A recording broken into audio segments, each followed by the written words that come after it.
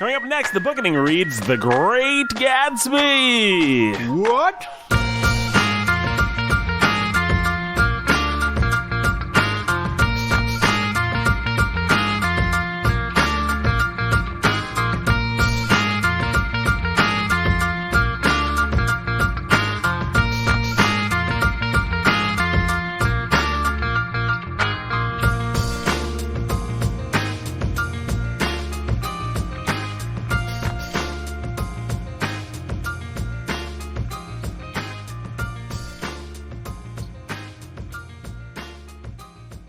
Hey everybody, welcome to the Bookening. Happy New Year. This is the first year we're recording after last year. Yeah, that sentence works. This is the first year after last year that we're recording. Welcome back. Happy New Year to everyone. Last year, 2018, I believe it was, we recorded some fine Bookening episodes, some of my personal favorites. This year, we are recording more Bookening episodes. I trust some of them will be good. Some of them won't be as good as other ones, but they'll all have a certain something. Namely, Brandon Chasteen, the scholar who's a baller of reading. Hey. Hey, Brandon. Hey, Nathan. Tell me congratulations. Congratulations, Nathan. Thanks, Brandon. On a new year. Yeah. Congratulations, Nathan. Thanks, Jake. Go ahead. Congratulations for still being alive. Yeah, that's fine. Thanks, guys. You're welcome. More than happy to be alive. In the year 2019. Why is that? Yeah, doing the Bookening, whatever. Yep, no other reason. Yeah. Talking about Great Gatsby with my friends. Brandon, you do anything fun? We should explain. We recorded episodes with the great Danny McNeely through the talking about Dickens that can't kind of drop through Christmas. And then we had our Redux, which we recorded before the holidays really hit. Then we all went and had our holidays. Oh, and I'm Nathan, your humble and obedient host. Brandon, do you have any fun holiday adventures? Well, sure. Jake, your thoughts? I don't have any thoughts. Did you do anything fun for the holidays? Oh, sure. Like what? Nothing. How about you? Did you do anything fun? Hey, I have did any exciting adventures? Yeah, I did. I had a few exciting adventures. Like what? Oh, read some stuff, did some things. Yeah? Yep. What kinds of things? Spent some time with, I suppose I should tell our listeners, Tell right, them. Brandon? Yeah. They deserve to know. tell They've them. been a part of this journey with you. They've been a part of this journey. You hung out with us on New Year's Eve. Yeah.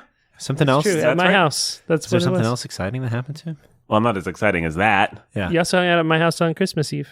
Yeah, I did. We're actually all pretty good friends in real life. That's Yeah. part of the magic of the show. True Yeah. enough. Every once in a while, we don't record our interactions. My top 3 things that I did. In no particular order, I spent New Year's Eve at Jake's house without Brandon. Yep. I was not there for that. Brandon was not there. He was doing something else. I don't know what. You were there. For Christmas Eve? He said New Year's. New Year's Eve. did I was I? at New Year's Eve. You Oh. did say New Year's. Okay, I'm messing it up. I was not at Christmas Eve, No. No, you were not at Christmas Eve. but my brother was. Yes. Yes, your brother was. He's like you, only he's got a different personality and he looks different. Yeah. Did you know he was related to Francis Scott Key? Your Who? brother? Your brother is related to Francis Fitzgerald. Scott Key. Yeah, hence the Scott, right? Yeah. It's old Scotty F. You do the context this time. No, I'm not doing the context, Brandon. Yeah, you do the context. I want to finish talking about my top. I don't want to do. do the context anymore. I resign. No, you can't. We have you on an ironclad contract. Literally, it's ironclad, and it's Yeah. ironclad around my chest, so I can never forget it. Yep. Anytime I pretend like I'm even going to leave, you just hot iron poker onto the contract, and it heats up the whole thing. Mm-hmm. Yeah. It's awful. Wow. It's really elaborate and entirely legal. Yeah. Yes. At least they keep telling me that. It's binding in more ways than binding. one. Yes, this is because contract is very Hey, binding. Nathan, I have it on good authority that the F in F. Scott Fitzgerald also has something to do with Francis Scott Key. Well, did he use like an F in his music composition of that famous song? Is that Yeah, what you're trying to tell me? Yeah, that's what I'm trying to say, yeah. His real name is F. Sharp. F. Scott Sharp. Fitzgerald. Scott Fitzgerald. So, top 3 things. What are your top 3 things from the holidays, Brandon? Oh, man. Getting home on New Year's Eve and going to Jake's house. Yeah. Drove He got up at like 4 a.m. in Texas so that he could be at my house. That's right. For New Year's Eve festivities that night. Drove all day to get there. Best decision we made. That was a fun night. Yeah, that was a fun night. It was fun. I certainly I'm glad enjoyed you myself. came. What were your top 3 things from the holiday, Jake? Brandon only got like one in before you. Well, the other one was seeing my grandmother. I always love seeing my grandmother. You saw your grandmother, you left Texas, and you had a fun party at Jake's. Jake, your answers? Well, had friends over for parties, and that was fun. All right, that's 1. Went and saw family. That's 2. Okay. 2 of my closest friends and coworkers also had a great time, and I'm happy for them. Yay. Mm-hmm. Those are good things. My top 3 would be I went to some cool parties, I got some cool gifts, and I got engaged. What's that sound? It's the devil's advocate alarm. It's the Wait. What, Nathan? What was that last one? I didn't quite understand what you said. don't know. What I'm trying to say is I had a good holiday, Jake. Brandon is the contextual Texan. He just fired off his guns. No, I'm just kidding around, folks. I got engaged to the great Meredith Future. I think she's, what do we call her? The incandescent Meredith. Indeed. Will soon not be supporting the Bookening. Nathan's be shutting that off. Right. She'll be supporting it in other ways. And she already does, she's like, hey, I listened to that episode of the Bookening. It was good. And I'm like, thanks, Meredith. And then she kisses me or something like that. I don't know, whatever engaged people do. Jake. Yeah. Your thoughts? I support your engagement to Meredith. All right. I'm glad to hear it. It was your idea, for crying out loud. It kind of was, yeah. Nah, it was my idea. But Jake did mention that, hey, there's this Meredith chick that you might want to become friends with. It's the first woman that I had met in any recent memory where I thought to myself, I could actually see that working out with Nathan. Yeah, and to be fair, you did say as much. But then I said, it'll never. It was like a classic romantic comedy. He was like, no way. No way. 1 month later. Yeah, cut to us picking out flowers for the reception. Brandon, your thoughts? It wasn't that quick. No, it wasn't that quick. My thoughts on it was slightly quicker. Your engagement? Yeah.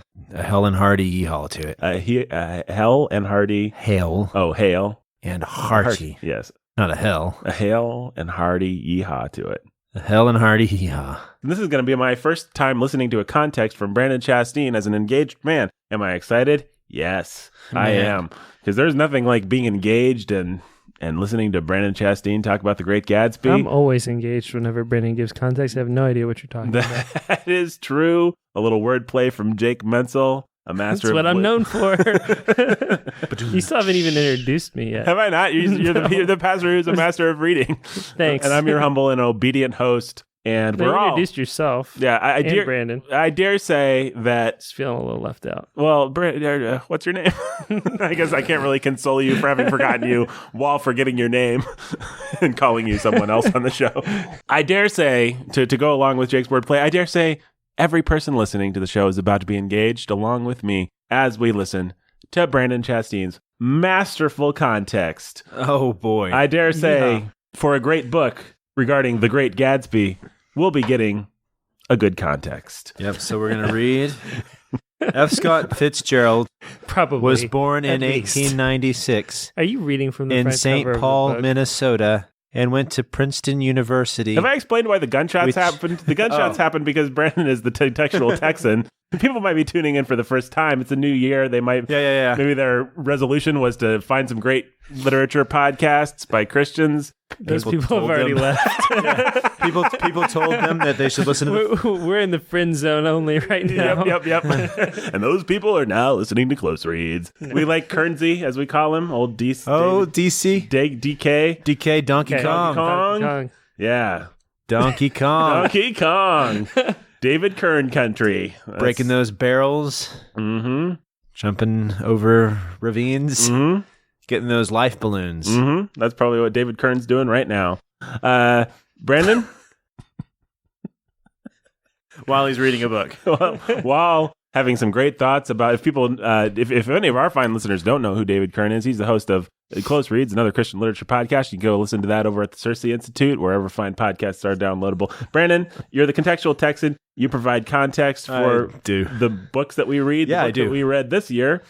One of them, one of many, I hope, is The Great Gatsby. And Isn't you're- that something to put the word great in the title of your book? Yeah. It's something. Mm-hmm. Makes you wonder. Yeah, old Tolstoy didn't call it Great War and Peace. No, or the Fantastic Anna Karenina. Yeah, the Fantastic Mr. Fox is I guess Wes Anderson and F. Scott Fitzgerald share something in common. Yeah. Along with J.K. Rowling. That's interesting. Fantastic beasts and where to find them, my friend. That's right. That's I true. could see Wes Anderson as being kind of a new F. Scott Fitzgerald. He could have named his character Mr. Fantastic and had something in common with Stan Lee or somebody. That's true. Or the Magnificent Ambersons. That's another example. For Ford Maddox Ford. Did he write the Magnificent Amberson?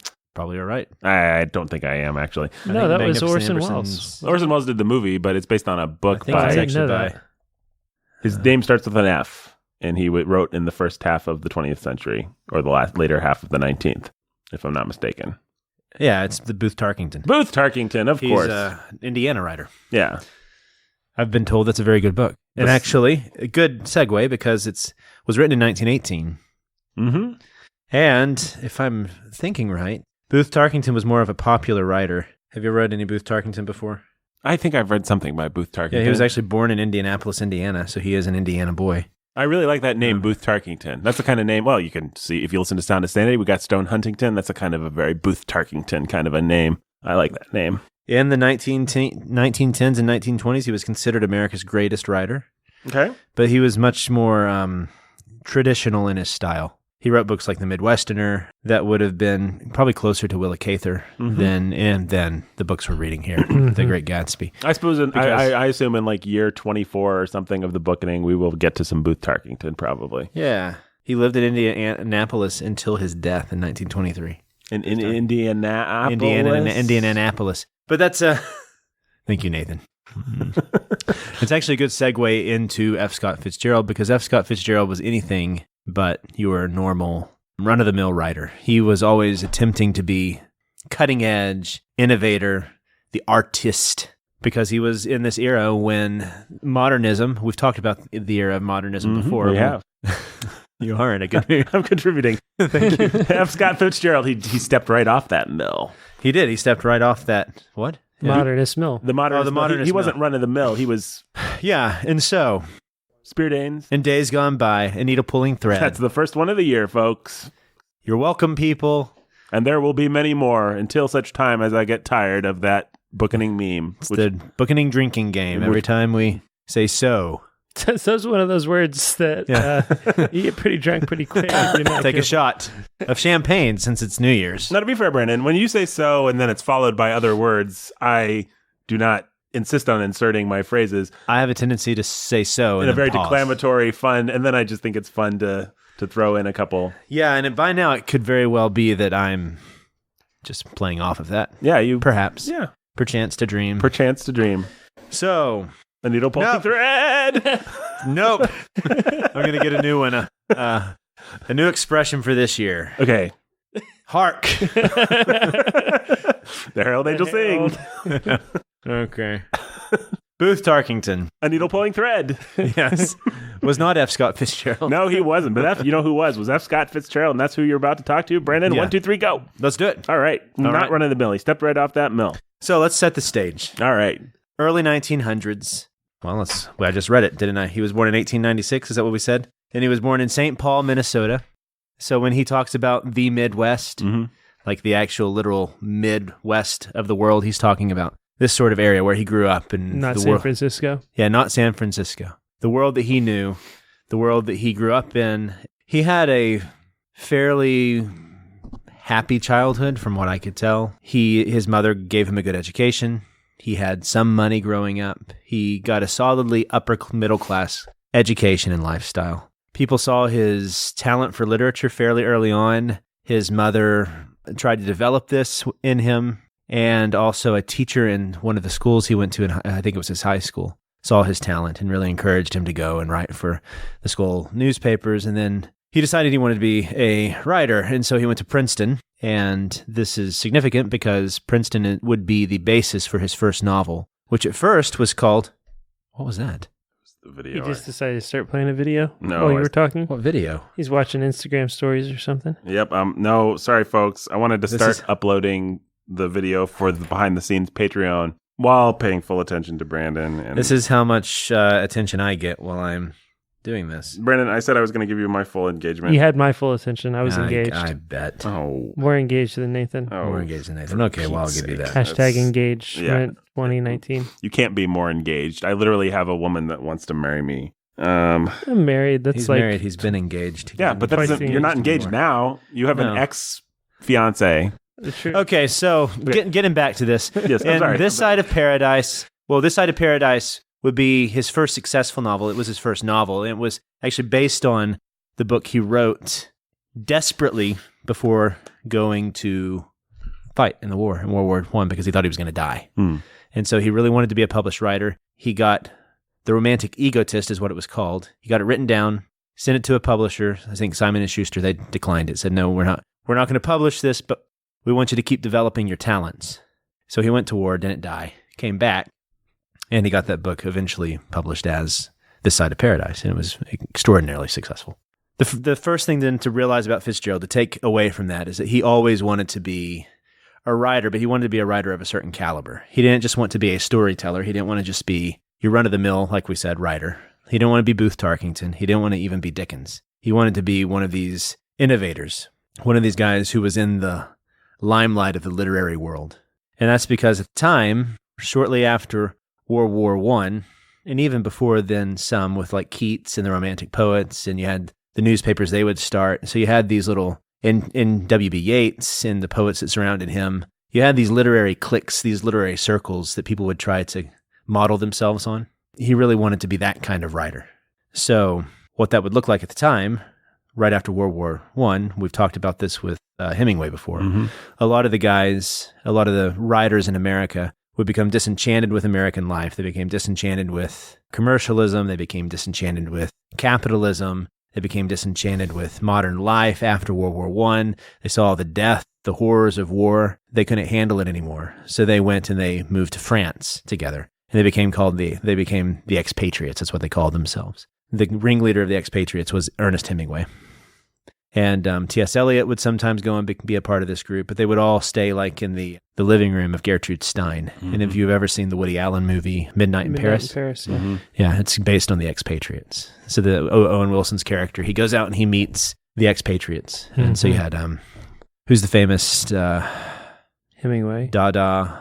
Dolly? Dolly. Yeah, Is he it meets Dolly. Yeah. Yep. So a young Dolly would have been there. The guys who would have become really famous in the 50s and 60s, kind of selling himself out, Dolly. But they were all there pursuing this intense vision of art. And that's really the way to look at it, is that it was a vision of how art could both capture the angst and the depression and the sorrow they were feeling after World War I, and also then give them some new meaning. And so that's exactly what happened in 1922 with The Wasteland.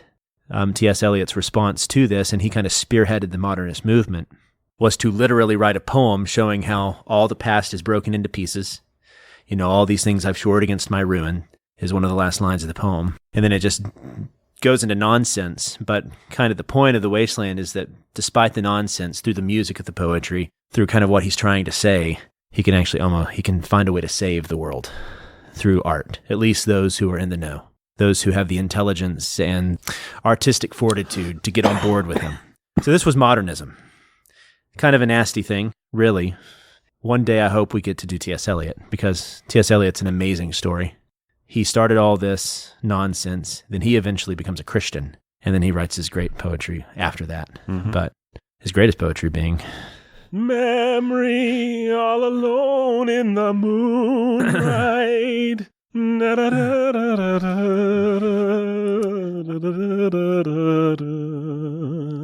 The script for Cats. Okay. If looks could kill. Okay, so that's... We should tell people what the actual answer to that. Oh, yeah, it's Old Possum's Book of Practical Cats. Yes, which was famously adapted into a slightly successful musical by Andrew Lloyd Webber called Cats. Unfortunate, but maybe not too unfortunate. But a fantastic book of poems. And so with modernism, to really understand modernism and where it came from, you have to understand the sort of progressive scientism and the progressive, really just the belief in progress and the ability to save the world through technology that drove the American industrial machine up through the late 1800s into the 1900s, took advantage of the poor, like we see that all over Dickens. Right. Dickens wrote about the evil side of this sort of mechanism that was taking place. And then what happened is it became such a machine that when it actually got to the point where the machine went to war, it killed millions and millions and millions of people. And it was awful. And everybody was shell-shocked. Everybody was devastated. Everybody thought God had died. Nobody knew how to handle the devastation of World War I. You had whole small cities wiped out in the Midwest, all of their young men dead. And it was awful. This sort of devastation is what led, or at least gave fodder to the nihilism and the art worship that would happen in the 1920s. And then not just that, but also the sex and drugs and alcohol worship as well, because they go hand in hand. These people wanted to worship art, and what art gives you when it's not tethered to any real sense of the world, reality, religion, to God, gives you pleasure. That's all you have.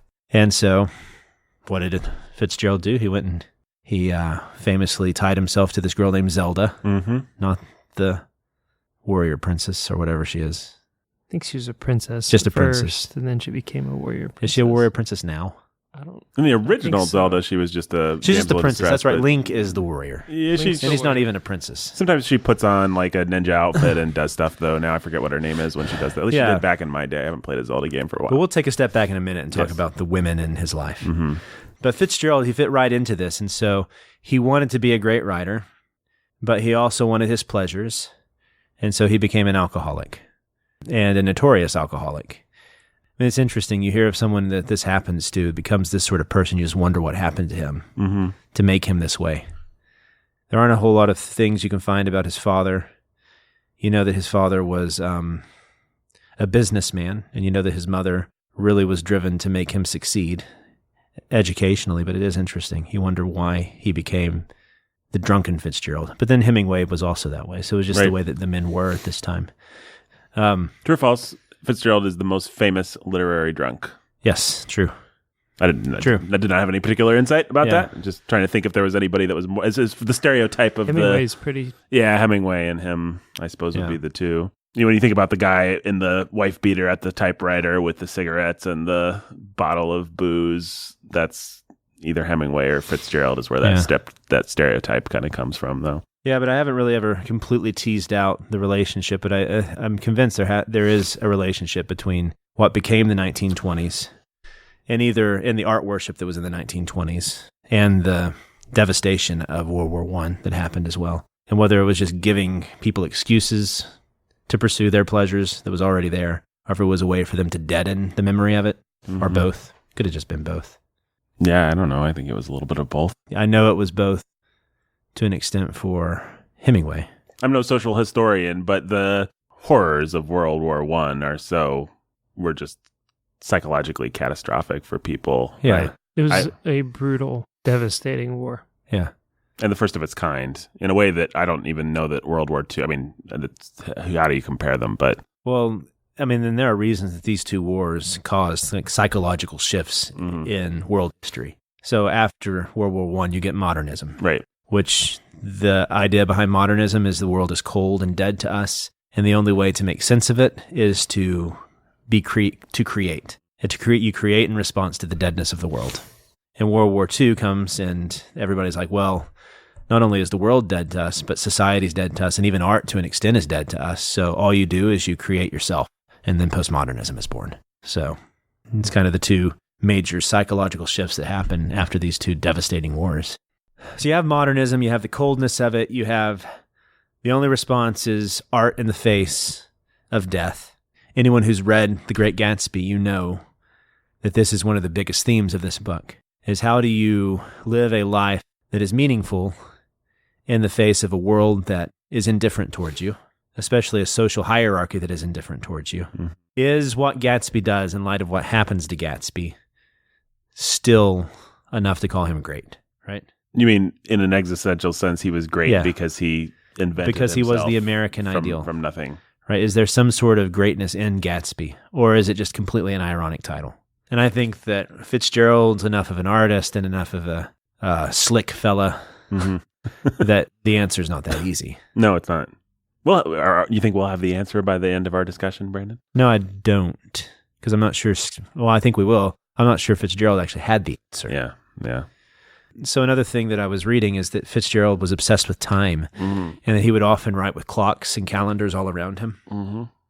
And I mean, this makes sense for someone coming out of World War I, and also someone who was mildly narcissistic, someone who really wanted to make themselves into this important person.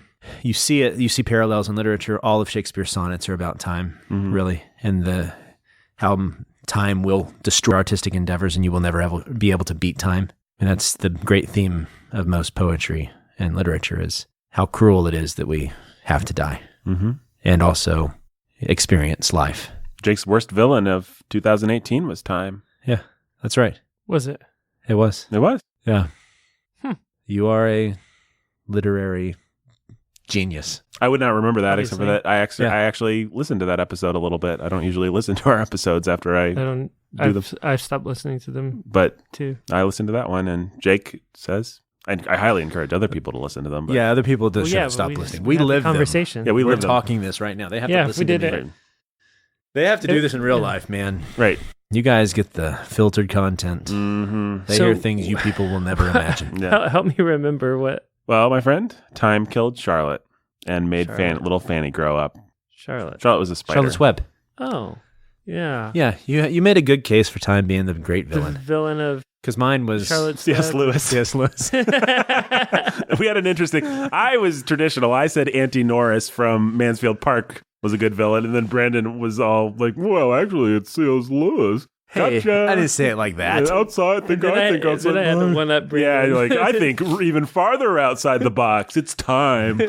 So We'll be more traditional next year. You guys. We were can- getting ready for Fitzgerald. Yeah. But time is the true villain of Charlotte's Web. Right. Well, yeah. time is the true villain of literature, of life, and so with all poetry, really, if you want to get at the sadness of it, and all literature, it's that we have these intense experiences. Everyone has these experiences that are beautiful and wonderful, and then you have to die, and they're lost. And so we beat on against the currents, Yeah. borne ceaselessly into the So we beat on, boats against the current, borne back ceaselessly into the past. past. Nostalgia, and this is Gatsby's big project in the book, is his belief that you can turn back time, that you can stop time, that you can go back and get the irredeemable past, the historical past that is now beyond and gone. He thinks that he can go back and get Daisy as she was. Then you have the heartbreak of what ends up happening. It's devastating to watch it unfold. He dishes the needles. Yeah. Here's a question for you, Brandon. Yeah. And maybe we won't answer this until next episode when we really dig into the book, but it's just something that occurs to me as you talk. Is the metatextuality of this book. I feel so important right now. Wait, let me put in my monocle. The true villain is time. I think you might be onto something there, Nathan. Or is it Clive Staples? I don't know. Well, I sort of thought it was Auntie Norris from... No. Oh, you buffoon. I'm casting myself here as the humble do-gooder and you guys as the snobs, but we all know that's not true. Here's my question. The self-awareness that is evinced... Oh, no. Don't ask it that way. The engagement... I don't know how to ask this in a non-pretentious sounding way. Just say but it. The fact that Fitzgerald is engaging with the American dream and the American identity, and he's aware of it as being a thing that he has to sort of take stock of. Is that something that has been present in American literature from the beginning, or is that a new feature of modernism, that sort of what the kids would call meta quality? Well, I mean, it's been there at least as long as it was hip and cool for novelists to be self-aware. So it's a part of Moby Dick. Sure. Twain. It's a part of Twain. Twain, definitely. certainly. For Yeah. sure. Huckleberry Finn, Tom Yeah. Sawyer makes fun of it all the time. Completely self-aware. I mean, we listened to Tom Sawyer going down to Texas. It's fantastic. It is. Twain's amazing. It's all over that too. By the way, we got a letter from someone that sent us a Christmas card, actually. A very nice Christmas Oh, yeah. card. Yeah. I don't remember what her name was off the top of my head. They said, they were just encouraging us to give Twain another shot. I think because they'd listened to some episodes where we said Twain was...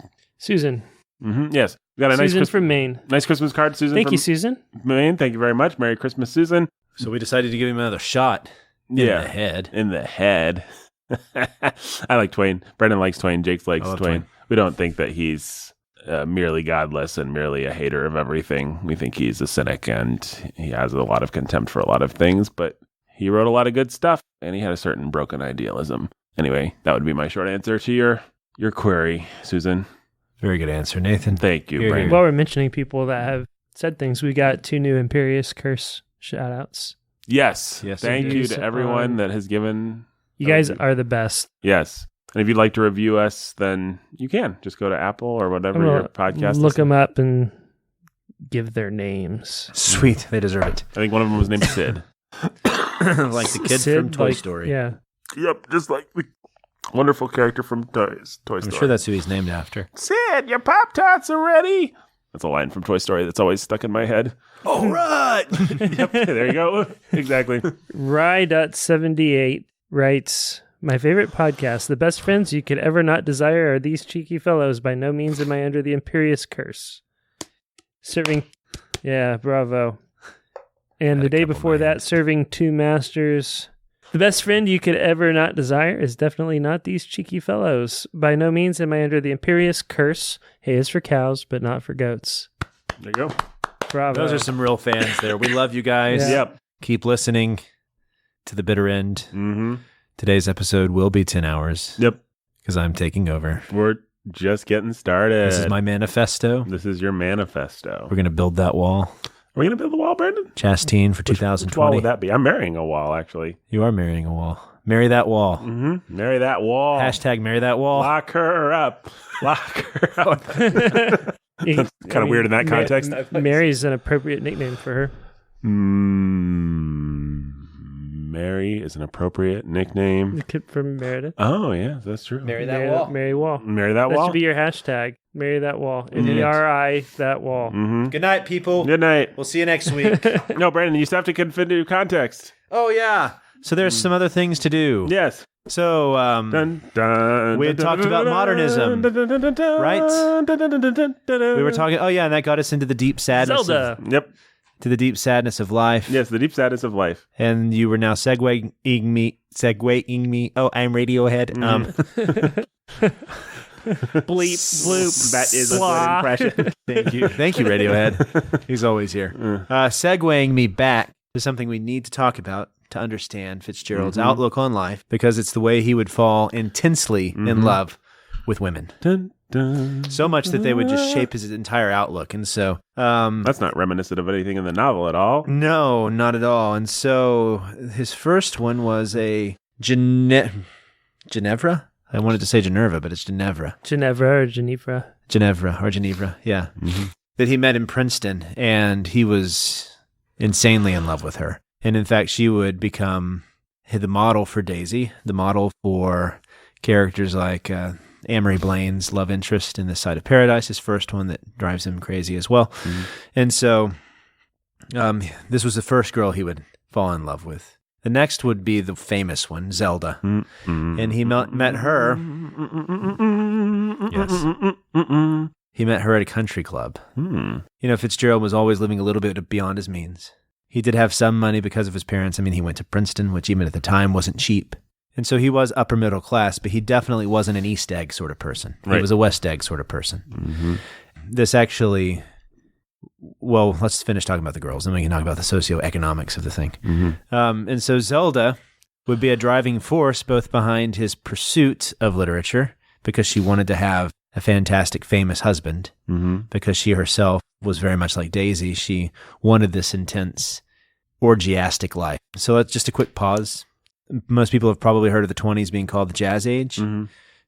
Scott Fitzgerald helped coin this, and the Jazz Age just meant exactly what you would think, actually. The intense parties in like hotels and these big houses. Gatsby sort of parties. That's what when we think of the 20s, we think of Gatsby sort of parties, where you would have all the, especially actors and directors from Hollywood coming out at these big balls and drinking champagne and getting wasted late into the night and dancing the foxtrot and all this stuff. And then all the sort of stuff happens when you get drunk. And that was the 20s, and they'd do that every night. And it was expensive, and it was a quick way to kill yourself because your liver would fail. Mm-hmm. And this is exactly what happened to Fitzgerald. What was he, 42 or something like that? Yeah, he died young. But in the 20s, he lived this sort of life. And Zelda wanted this sort of life. She wanted the New York city life. She wanted to be at all the big parties. She wanted to be with all the famous people. She wanted to be where it was happening, man. Mm-hmm. Right? You have this happening, and the Harlem Renaissance is kind of happening at the same time. The jazz is coming out of there, and the rich socialites are appropriating it into their circles, and that'll become the swing band music of the 30s and 40s, right? It's kind of the right history here. Yeah.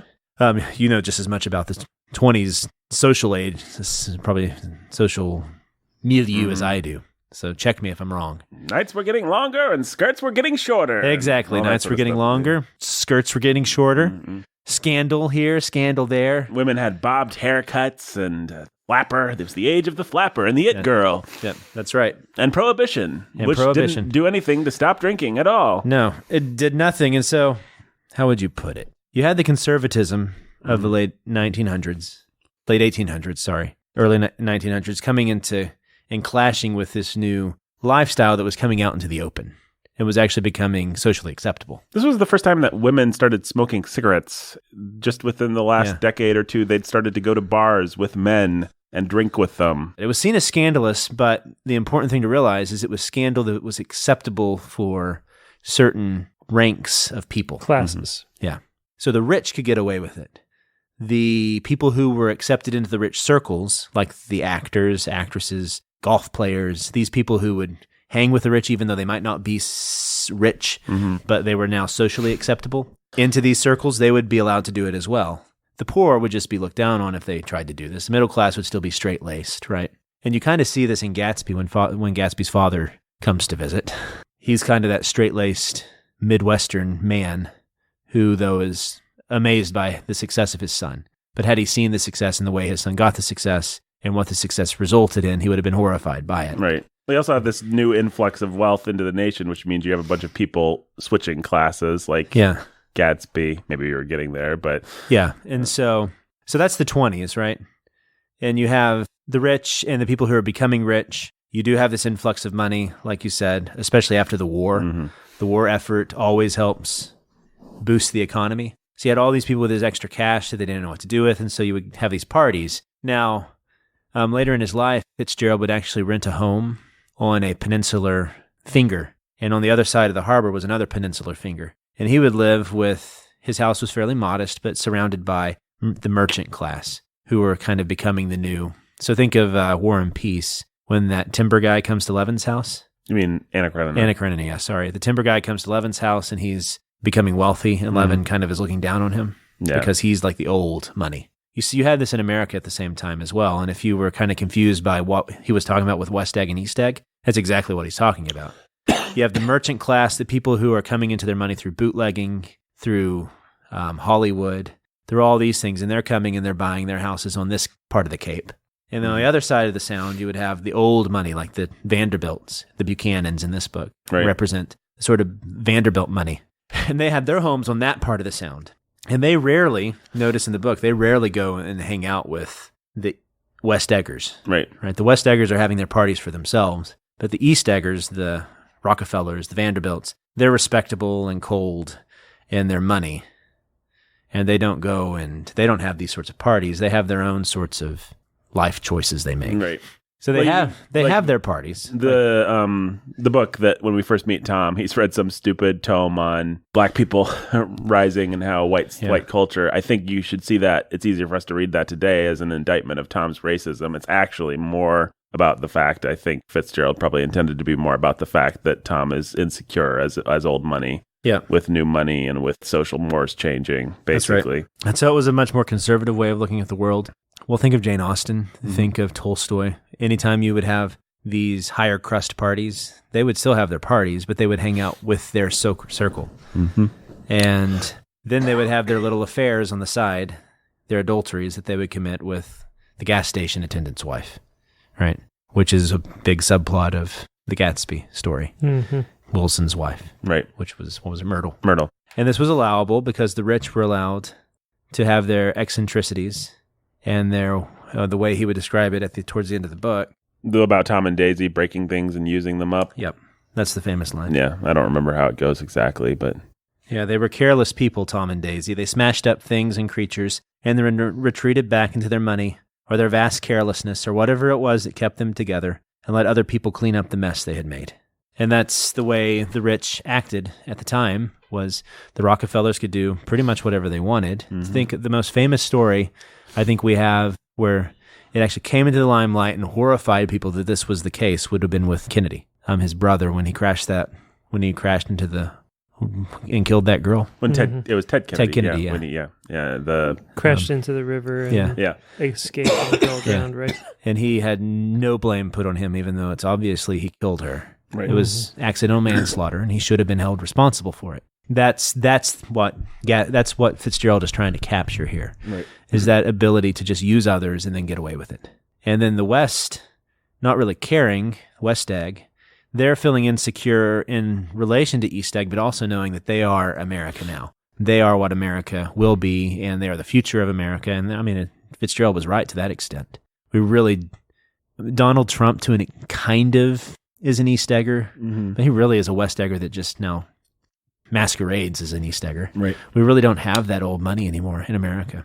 It's kind of gone. At least the respect that it would have carried at this time. That's something that we mock now. I mean, it's I mean, but it was built into the fabric of our nation. The Senate was supposed to be old money, right. while the House was supposed to be those people who would eventually become the West Eggers, right? The Senate was the House of Lords. The House of Representatives was, the House of Commons. Right. So that's kind of the model it was supposed to be based on, but that has now been lost and died. And so Fitzgerald is capturing the death of this sort of social moment. And I think he's not just capturing, he's showing us that it's dying. That the Tom Buchanans and the Daisies, they're not going to last. They are sort of this ephemeral, pretty picture of the past that will die. Well, I guess we could talk about The Great Gatsby for just a minute, the book itself. Yeah. It was written in 1925. It was his third book. Actually, the only book that sold well for Fitzgerald. Oh, the last thing I also wanted to mention to him, and this will go right hand in hand with this. His most successful book was This Side of Paradise. Sold a lot, made a lot of money.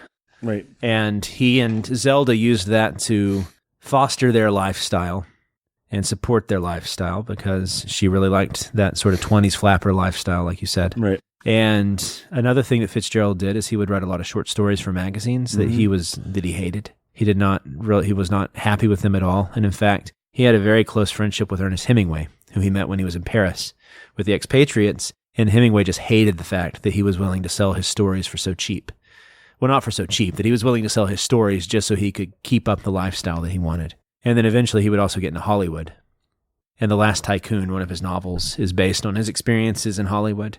And where he would just, kind of like Faulkner, who was very similar in his alcoholism, he had to find a way to feed his addiction. And so the way he did it was by selling out his art. Right.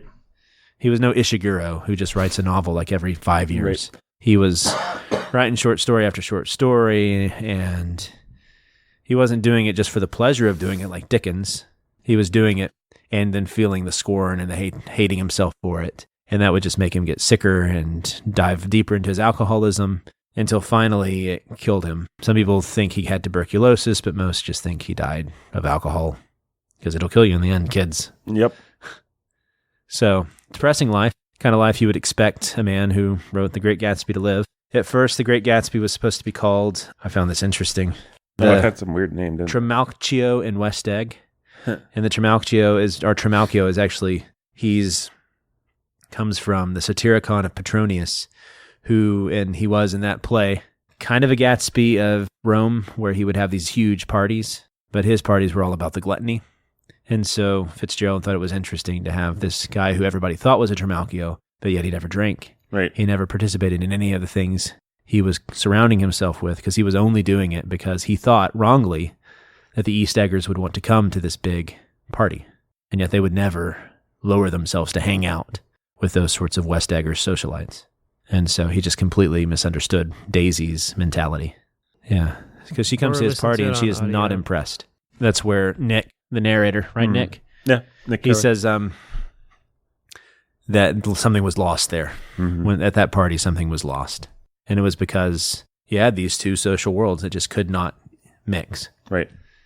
And Gatsby's threat to Tom is the fact that Gatsby will eventually not only take Daisy, but take the need for Tom away completely. Right? Yeah. I mean, that's the America that was coming. But the interesting thing about it is that he's also showing the death of that system at the same time. Yeah.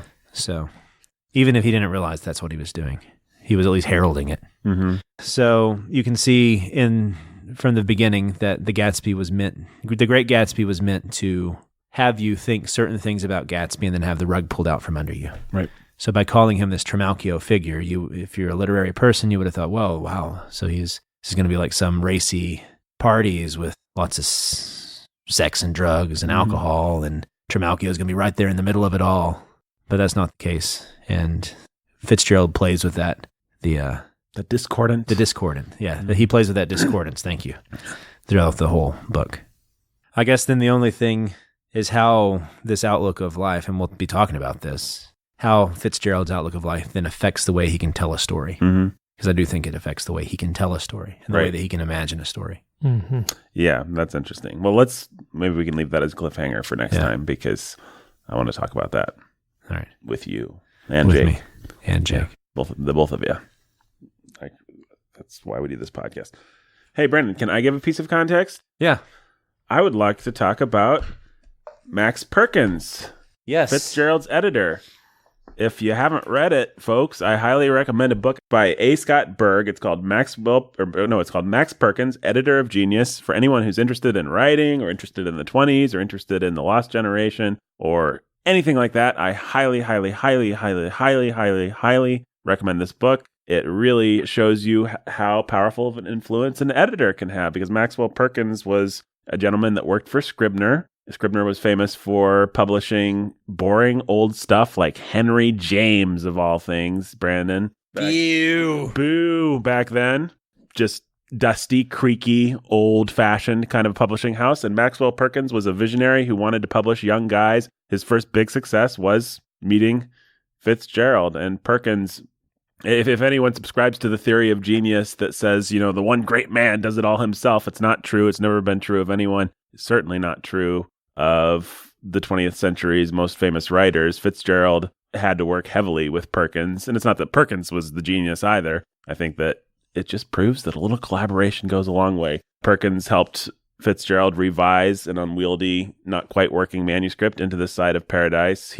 Apparently, Great Gatsby was an okay book, and then Perkins said, you got to do this and this and this and this and this. It's been a while since I read the novel, or the biography of Perkins. I don't remember exactly what all the fun ins and outs were, but if you want to know him, it's a fun to read about. Perkins also met Hemingway through Fitzgerald. Actually, Fitzgerald introduced him to Hemingway, and that's how Hemingway got his start. It was Perkins that discovered Thomas Wolfe, that I think you could argue he created Thomas Wolfe, because Thomas Wolfe just wrote a bunch of garbage like the teeth of men devour the earth of... I mean, Thomas Wolfe is great, but he just wrote and wrote and wrote and wrote, and Perkins was like, dude, you got to shape this into a thing. A little restraint goes a long way. A little restraint goes a long way. Actually, it's got to actually be a book. It can't just be like a bunch of junk that you wrote. Not to denigrate Thomas Wolfe, he's fine.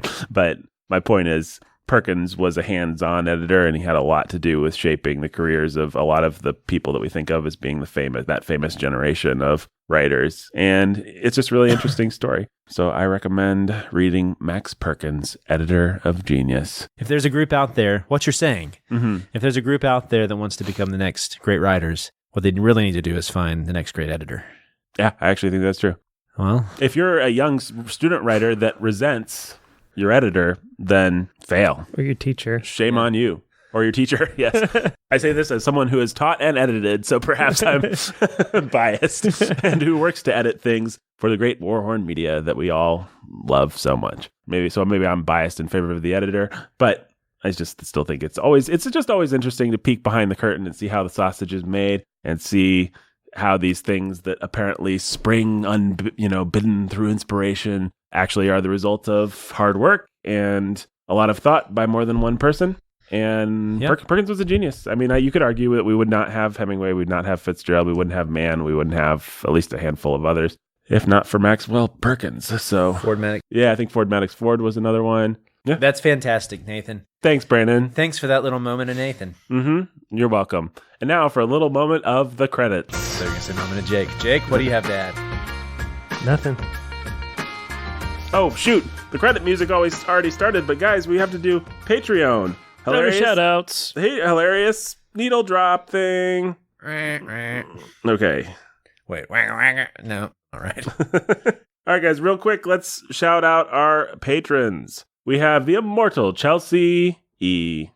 Immortal Chelsea. And by that, I mean the immortal Chelsea C. Immortal Chelsea C, Nathan. No, I always say the immortal Chelsea E, don't I? You do. Maybe a middle. Chelsea, well, she likes it. She hasn't stopped giving to us. Yeah. So, hey, Immortal Chelsea E. The immortal Chelsea E. Nathan, not me, of course. Nathan, not Nathan. Of course. And Jimmy Beam and little Annie Oakley. Jimmy Beam and little Annie Oakley. Lily of the Valley. Lily of the Valley. Andrew and Esther, the Lovebirds. Andrew and Esther, the Lovebirds. Little babies, Timothy and X. Little babies, Timothy and X.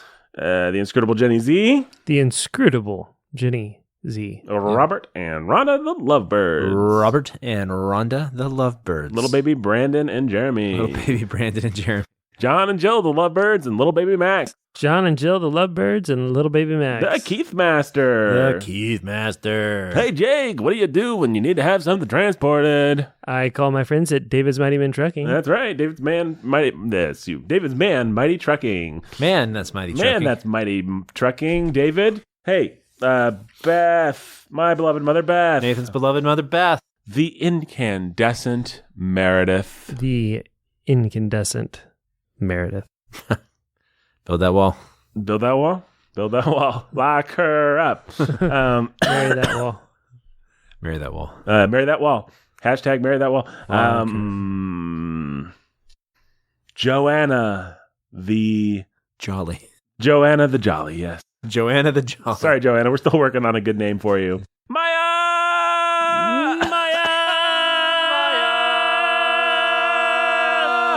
Hi, Maya. Rockin' Ryan and Jumpin' Judy. Rockin' Ryan and Jumpin' Judy. Not sure I'm crazy about that one either, but we're working on it. Danny the Dude. Danny the Dude. DJ Sammy G. DJ Sammy G. Jay and Katie, who are gold and love cheese. Jay and Katie, who are cold and love cheese. And little babies, guys. Junia, Phoebe, and Trey? Trey. That's Wanna right. say Trey? Junia, Phoebe, and Trey. Hey, guys. Nice recall, Nathan. Yo. Thank you. Benny T and Dana T. Benny T and Dana Tiberius T. Eric and Catherine, the Lovebirds, and little baby Silas. Eric and Catherine, the Lovebirds, and little baby Silas. Dr. X and Lady X. Professor X and Lady X. And presenting the dark hooded Lord of Death, Jeremy. The dark hooded Lord of Death, Jeremy. He said he wanted a good name. You're here, sir. Welcome. I like the dark hooded Lord of Death. That's great. Jeremy. He's going to love it. Yeah, I think he'll. I think Breaking he'll. the alliteration kind of. Dark hooded. Yeah, Lord well, of Death. not everybody gets alliteration. I've been trying to break It's true. We got the incandescent Meredith. Dark hooded and Lord of Death Lily is of the great. Valleys, and then Really, the alliteration. Jay and Katie were cold and love cheese. It's the dark hooded Lord of Death. Smoke machine. Yeah. The fact is, alliteration was the cheap and easy way out. Yeah, Somebody- alliteration is what has condemned poor Rockin' Ryan and Jumpin' we got Judy. to do something better for Ryan here. You know, Ryan. Roundhouse Ryan. We need some facts about you, Ryan. Shoot us a message. Actually, I kind of like Roundhouse Ryan. Roundhouse Ryan and with some cool Or like Roadhouse, right? And Jiu-Jitsu. Jiu-Jitsu Judith and Roundhouse Ryan. Judo Judith. Judo Judith. Judo Judith and Roundhouse Ryan. Roundhouse Ryan. All All right, that might be if I remember that next time, then that'll be their thing. You guys get to be in our electric guitar section. Yep. Oh shoot, what did I call Jeremy? The dark hooded Lord of Death. the dark hooded Lord of Death. Jeremy Chastain. Jeremy Chastain. Yeah, we may or may not be familiar with Jeremy. He may or may not be related to one of us. Hey, goodbye, folks.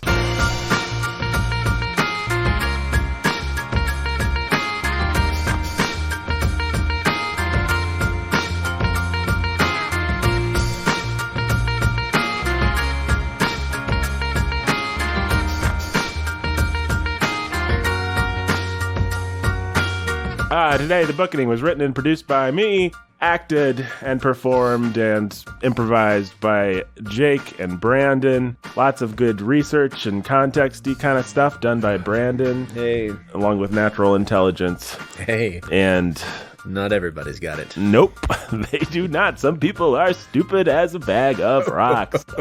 Oh. All right. Hey, go to patreon.com/The Bookening and support The Bookening, and you can get cool stuff. Just now, while we were doing this, I interrupted us by posting a video on Patreon of us all talking and stuff. Let's give the people another review that they can do. And let's do it by all saying, so this is a review. You can go on Apple and you can make this review. And I'm going to say a word. Brandon's going to say a word. Jake's going to say a word. We're going to just do this. First person to post this is my best friend. Yeah, first person to post this is Brandon's best friend. Yeah. Jolly. Well, Hate. Anyone. who? Doesn't. Adore. The. People. Who. Are. Nazis. Nope, you can't post that. Let's start over. Let me start over. Hey. What? Is. Existence. Help. I'm not under the Imperious curse. I like that one. right there. Hey, what does existence help? I'm by no means under the Imperious curse. All right, let's try that one more. You're welcome to post that, and I hope that you do. But we'll give you one more. I Think. That. You Might. Possibly. want To. Eat. pickles. Today. All right, By no means am I under the Imperious curse. let's try this one more time. I think that you might want to eat pickles today. You, By no means am I under the Imperious curse. you Really. Really? really Really. Really? should Really. Eat. pickles.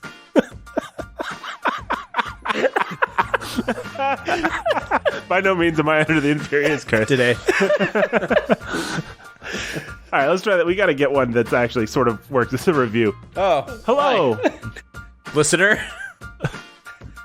Listen. All right, let's try this one more time. We can do this. Hi Friend. Thanks. for Liking. You keep trying to make us think. Oh, yeah. Hi, friend. Thanks for. yeah. Why are you pointing at me? I'm trying to think what I should do. All right, let's start this over. Why? Should. Wait, what was yours? Why? You. Should. You. Listen. To. The. Bookening Because. It. is Really. Really. really Really. Really. awesome. And. Also. It Boasts. 3. pickles. Parentheses. By no means am I under the Imperious curse. Closed parentheses. There it is. We got it. See you next week, folks.